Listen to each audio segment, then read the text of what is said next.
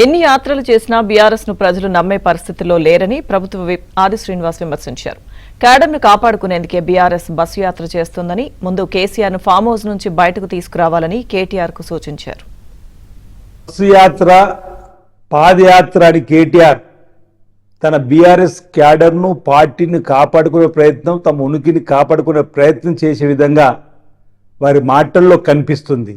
చేతుల్లో మాత్రం ఎక్కడా ప్రజల పక్షాన నిలబడేటువంటి పరిస్థితి లేనటువంటి సందర్భంలో కేసీఆర్ గారు బస్సు యాత్ర చేసినా, మీరు పాదయాత్ర చేసినా, హరీష్ రావు గారు మరో యాత్ర మోకల్ యాత్ర ద్వారా మీరు ప్రజలలో మొదలుపెట్టిన మీ యాత్రలు ప్రజలు మిమ్మల్ని ఎవరు కూడా నమ్మే పరిస్థితి లేనటువంటి సందర్భాన్ని ఒకసారి గుర్తు చేసుకోమని చెప్తూ, అధికారం ఉన్నప్పుడు కేసీఆర్ గారు బస్సు యాత్ర అని చెప్పని ప్రజల్లోకి వస్తామని చెప్పి రానటువంటి సందర్భం, మీరు అధికారం ఉన్నప్పుడు హెలికాప్టర్లు, బెంజీ కార్లు, ఫామ్ హౌజులు, విల్లాలలో ఉన్నటువంటి మీ రాజభోగాన్ని ప్రజలు గుర్తించే మీ కర్రు కాల్చి వాత పెడితే ఈరోజు ఎక్కడ మీరు ఉన్నారో గుర్తుంచుకోమని చెప్తా ఉన్నాం.